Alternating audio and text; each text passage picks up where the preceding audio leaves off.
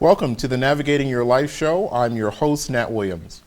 Tonight we're going to take a look at going green and the strategies that will help sustain the earth. We will investigate and educate on the many different ways you can go green and help our environment one step at a time. To highlight some of the most current statistics, it is believed that the amount of wood and paper we throw away each year is enough to heat 50 million homes for 20 years. 84% of a typical household's waste, and that includes the food scraps and yard waste and paper and cardboard, cans and bottles, can all be recycled. And the average time taken by a plastic bottle to decompose in a landfill is estimated to be close to 700 years. In the United States, we create 1,609 pounds of trash per person per year.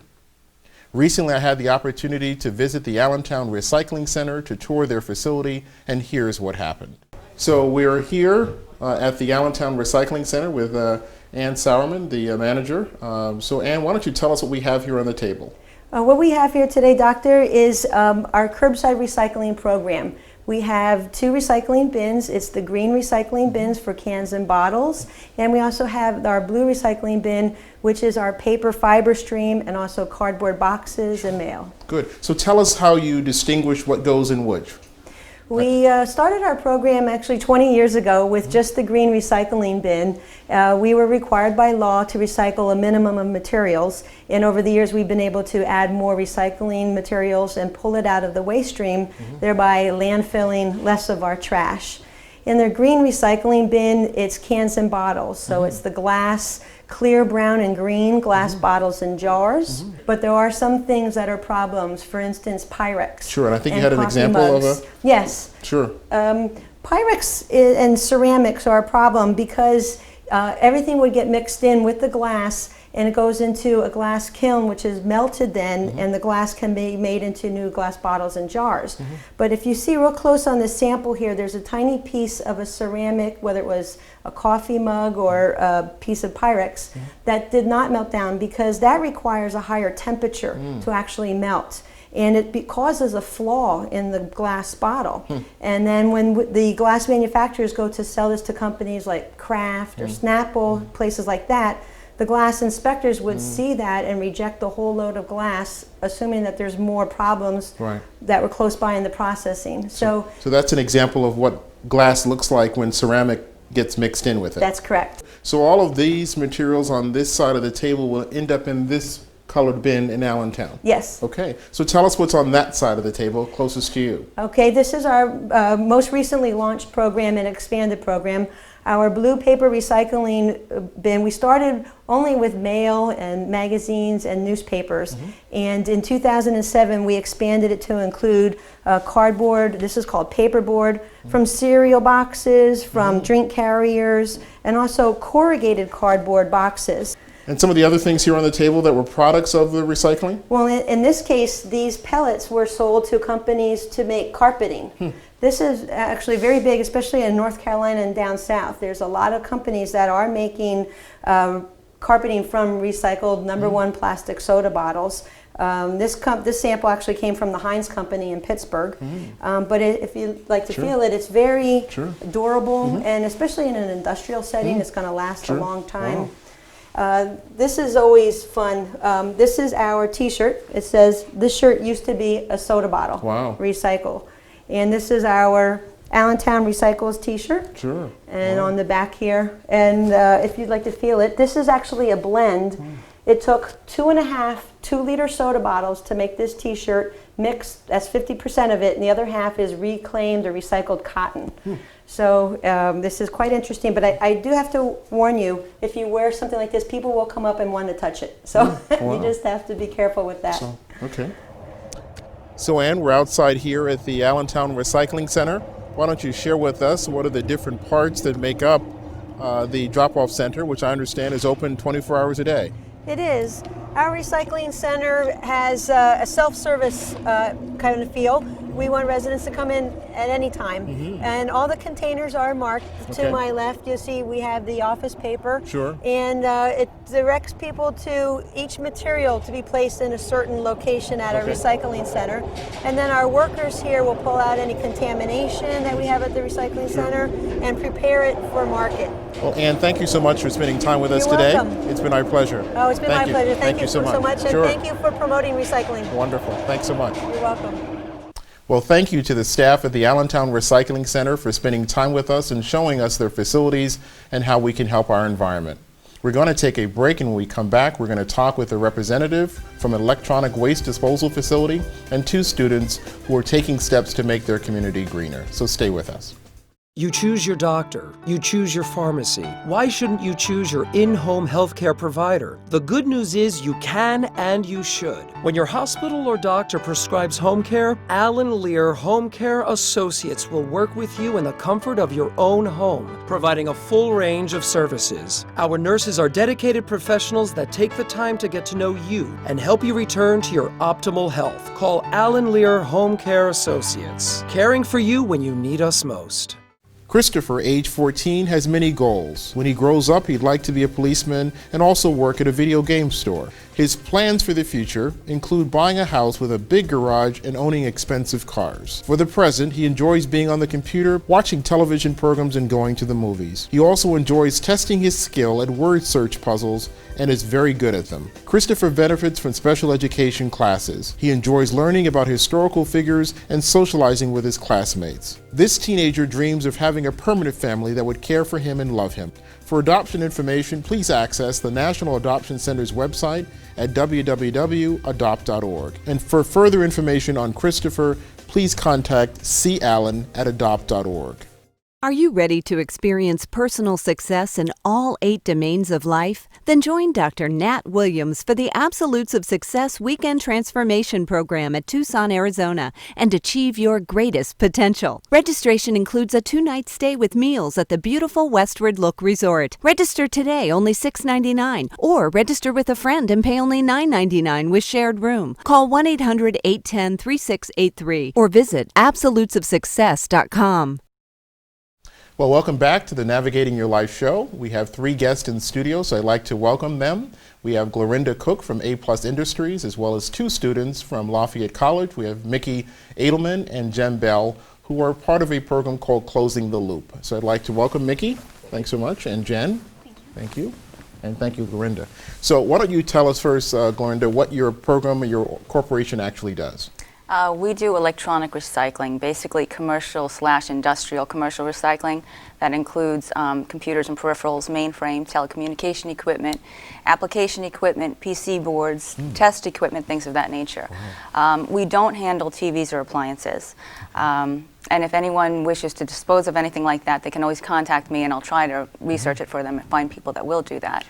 We break everything down for PC boards, and on the PC boards are ICs and semiconductors, of which we refurbish and resell. Wow. So you keep it in use, you don't let it go to waste. Exactly, Wow. exactly.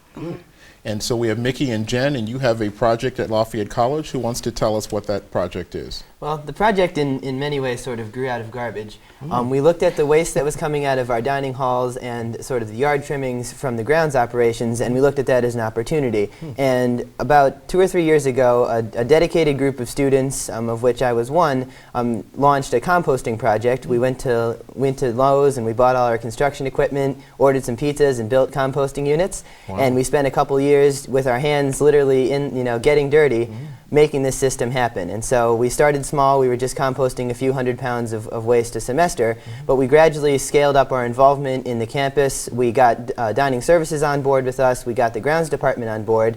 And thanks to the student sitting next to me, we won a grant from the state of Pennsylvania. It's called a Growing Greener grant. It supports innovative environmental projects.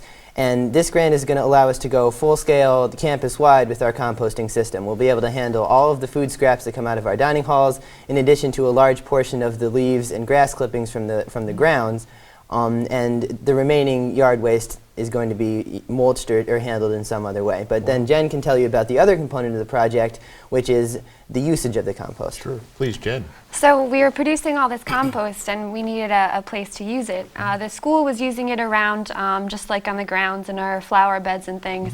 But we thought it would be cool to have a campus garden where we actually use the compost and grow some of our own food. So the compost is a good fertilizer. Exactly. Okay. Yeah, it's very high in nutrients. It gives a lot of nitrogen to the soil. So we decided to start a small garden out at Metzger Field. So we wrote a grant to the Clinton Foundation. So Metzger is our athletic facility. It's about 2 miles away from campus. And when we received the grant from the Clinton Foundation, we started, we made a 2-acre area out there. Half of it was for students to work in, and we're hoping that that food that we grow out there will be served in the dining halls eventually. Wow. So that's the main goal. And then the other half of the garden is is a community garden for faculty, staff, and students to have their own plots that they take care wow. of and grow their own food out there. Why is it important to you and your company to be involved in this recycling? It's all a matter of pollution, if you ask me. It's air pollution, it's ground pollution, it's water pollution. It's to keep the environment safer for our children, their children. It's not good to have any of this waste, especially my waste, electronic waste, disposed of. It all should be recycled properly, taken care of. It never should be handled the way it had been in the past years. And just help me understand, when you have a printer cartridge and you just throw that in the garbage and it goes to the landfill, what's wrong with that? Well, you have it's an ink cartridge, okay, that seeps into the ground, which can seep into the water, okay, the water that you drink, and it's not good. It's not good for you. So keep that away from the landfill and closely monitor is what That's just the ink cartridge. Then you have the plastic, which never goes away. That will never disintegrate or go away. It'll stay in the ground forever. And the work that you guys are doing at Lafayette, Mickey and Jen, it seems like a lot of work. And then now you're consuming some real estate too. You have some acreage. It just seems like a lot, and it seems like it's very labor intensive. Why do you do what you do? Why is it important to you? I guess it's a very satisfying sort of job because you get to see a product at the end that you made yourself. You get to spend some time outside, which when you spend the other 23 hours of the day in the engineering building can be a really nice thing. And obviously, garbage is a fact of life, but dealing with it in more efficient ways is something that as a global community we're going to have to be looking at in the next few decades. And so at the campus scale, what we're doing is sort of a microcosm of the kind of things that we hope to be doing in the world someday. Wow.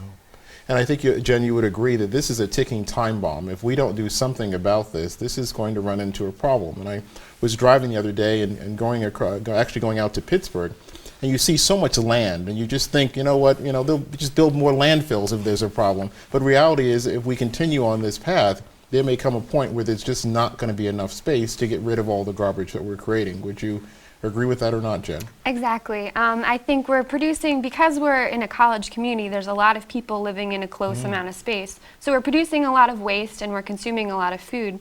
So it's good to kind of recycle that waste into something that we can use in a garden to grow food locally instead of having it shipped in from other places. We're going to get ready to wrap up, but I want to give you a chance to share any closing thoughts that you have. So, Gorinda, would you like to share any closing thoughts? Just to have everybody recycle. Just to have everybody recycle. Good, wonderful. And Jen, please. I'd just like to say think local, support your local businesses and farmers markets and local food. Very good. And Mickey, please. And I'd like to say a big thank you to all the students, and not only the students, but the staff and faculty at Lafayette College who have made this possible. This, as you pointed out before, was a lot of work, and if it wasn't for all the people who put the pedal to the metal to get it done, it would never have happened. Wow. So it was an effort that took a lot of enthusiasm from a lot of people, and we're very grateful for that. Good. And I thank you for all you're doing, Mickey.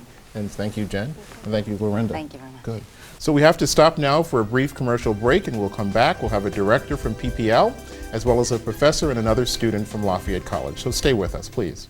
At Bridge to Creative Learning and Child Care Center, your child will learn and play the creative way in a safe and secure environment. We offer a fun and caring educational-based atmosphere and allow parents to monitor their child's activities.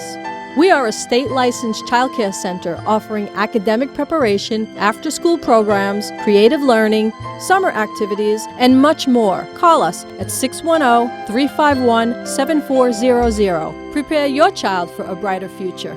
It's about changing the world in which we live. It's about playing, living, and working together.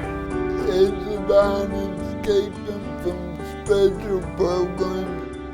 It's about finding leadership and social justice. The Pennsylvania Developmental Disabilities Council believes that disability is a natural part of the human condition. We are working to create a commonwealth where all people thrive in shared citizenship.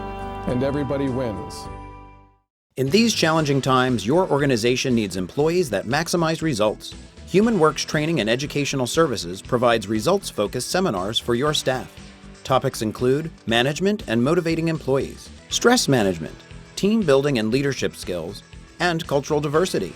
Register today, just $89.99 or $75 for chamber members. Call 484-893-5057 or visit hwtes.com. Well, welcome back to the Navigating Your Life show. We have 3 more guests joining us in studio today. Now joining us is Tom Staffos, who's the Director of Customer Programs and Services at PPL Electric Utilities, and Dr. David Vysotsky of Lafayette College, as well as one of his mechanical engineering students, Jason Siegel. So welcome. Thank you, Tom. Dr. Williams. Jason. Nice to meet you. And Doc, how are you? Welcome. So we're going to have a conversation today about some of the things that we can do in our homes and in our lives to make things a little bit easier. And I see here, Tom, that you have some things with you. So why don't you start by sharing with us what some of those things are, and then we'll converse a little bit more. Sure. Really appreciate the opportunity, Dr. Williams. PPL Electric Utilities wants to encourage its customers to recognize that they have the power to make a difference, particularly as it relates to the environment and their energy use. And by developing a plan of action and looking at how they're using energy now, understanding how they're using energy, and then taking steps to use energy more efficiently, they can help their home finances by lowering their energy bills, and at the same time help the planet by having less of an environmental impact. So I think your point, Tom, is that this is a win-win situation, and so often people think, oh, it's recycling, or it's conserving energy, or what, that it's a burden. But reality is it's really financially beneficial to you to do it this way. Absolutely. It's a matter of understanding how you're using energy and making sure that every kilowatt hour, for example, that you're using is doing work that you need to get done. Mm-hmm. So the initial thing I think everyone needs to do is to develop a plan of action, things that they can do, low cost, no cost kinds of things to help them save energy. Some of the no cost things that they can do would be simply turning off lights that are not in use, turning off the television when it's not in use. Mm-hmm. Lowering the thermostat or raising the thermostat depending on the heating or the cooling season. Those are things that wouldn't cost them any money, and in most cases they wouldn't even notice the difference. Wow. There are low-cost things that you can do. We have some items here on the table. Why don't you show us some of those if you don't mind? Well, here's one that's very simple. This is a compact fluorescent light bulb. Mm-hmm. Compact fluorescent light bulbs use 25% of the energy of a regular incandescent bulb. So they use 75% less. Less energy, and they last 10 times longer than incandescent bulbs for the same amount of light. And I was in Lowe's or Home Depot, and for those of us who like that old shape, they have these that have the old shape on it, so if you still want to look at the round bulb, you can still buy them with the round bulb on it. The market has responded to the growing demand for these bulbs, so I think you'll find a number of different applications, from three-way bulbs to dimmable bulbs to ones that can fit in candelabras, outside lighting. They're a very low-cost way to save some energy. Sure. And in fact, PPL has a CFL program with stores in our service territory. What does CFL stand for? Compact fluorescent light bulb, that customers can go in and they can purchase a bulb at a discounted rate to help them save energy. Why don't you share with us one more of those things and we'll come back. I want to get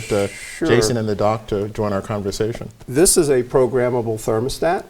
What you can do with this is have it installed and allows you to control the temperature in your home when you're sleeping, when you're away, so that you lower your energy use when you're away from home or when you're in bed sleeping, and that the energy, the heat is on when you're awake and you're in the home using it. So an example of those that like to go to bed with the house being warm, an hour or so after you expect to go to sleep, you could have that generally an hour or two before you're going to go to bed. You have the temperature dialed down.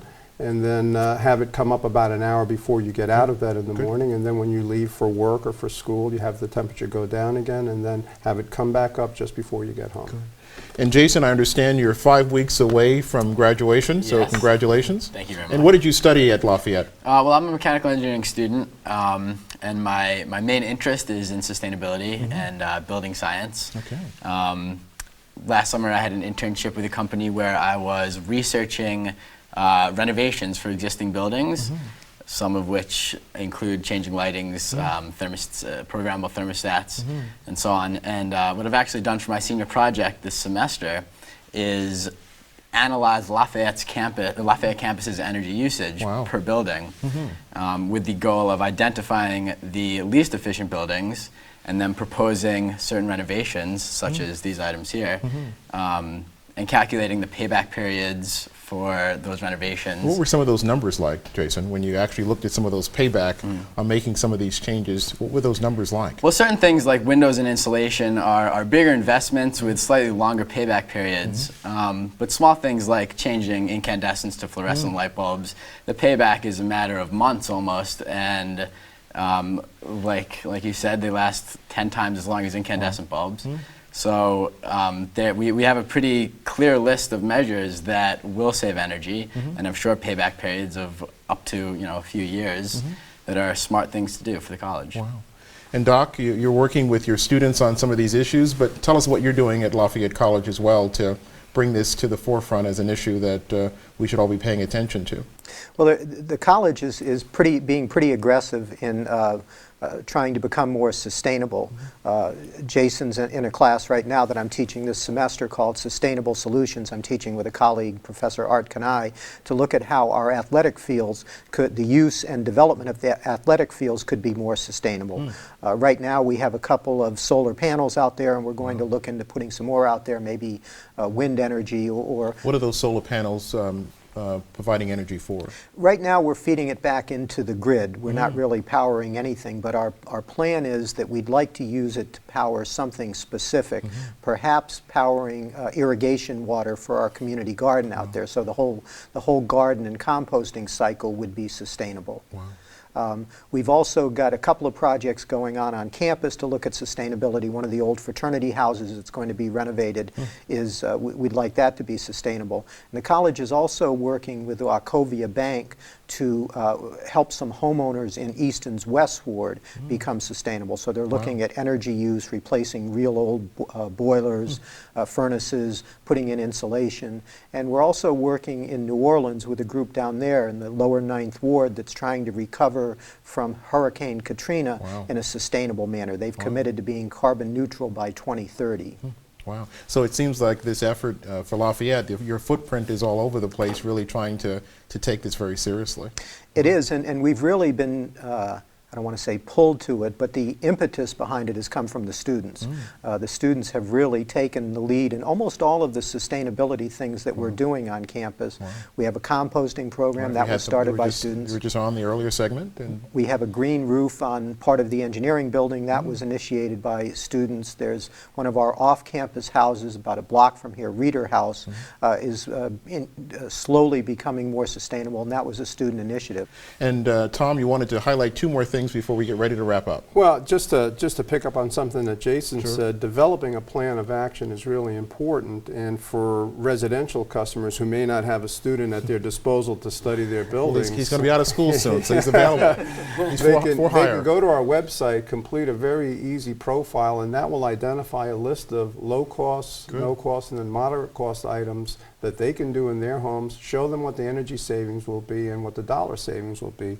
One of the low-cost things that you can do is to provide some caulking around your windows, sealing your house so that you don't have cold air coming in during the winter and warm and cool air escaping during the summer.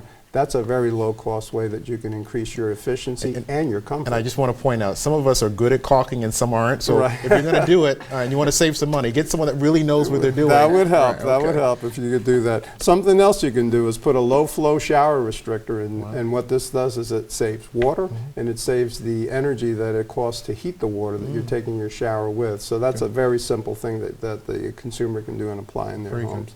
Well, I want to thank all three of you for joining us today. It really has been very informative, so we appreciate that. We're going to go to our quick break, and when we come back, we'll wrap up today's show.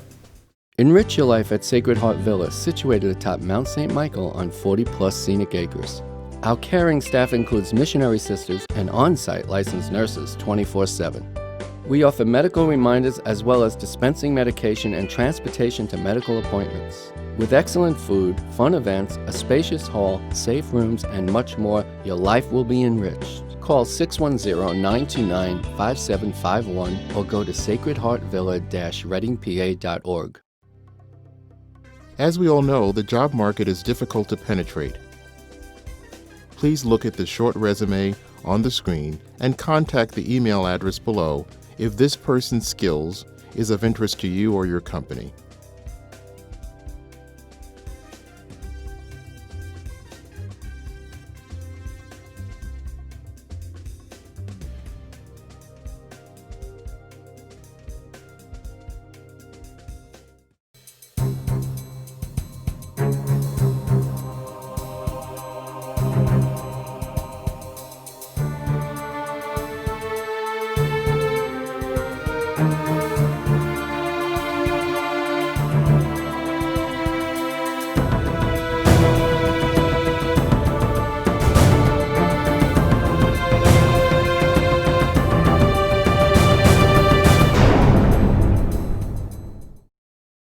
I sincerely hope today's show has been enlightening, encouraging, and empowering for you. We see it on our local news, in the papers, and on television. Going green is in full force. All of us must take responsibility for how we use our resources and dispose of them. There are many ways we can assist in making our planet a cleaner and safer place to live. In the water we use, the trash we recycle, and the cars we drive, our footprints leave a huge mark on our environment years after we leave it. Let's put the tools we've heard of today and gained from today's show into use and plant the seeds for a greener tomorrow. As we wrap up today's show, we want to let you know we're looking forward to having you join us next week when the topic will be alternate pathways to success. I want to thank my guests for joining us today, and until then, be well. A list of resources related to today's show is available on our website, which is navigatingyourlifeshow.com. On this site, there is a connection to our Facebook and Twitter pages and to our blog. While you are there, you can also email your comments on today's show or share ideas for future shows.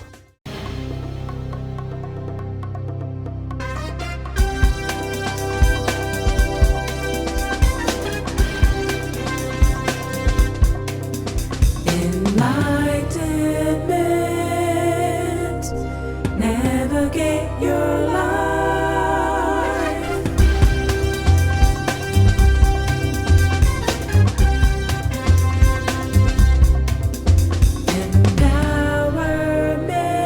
Empowerment, navigate your life.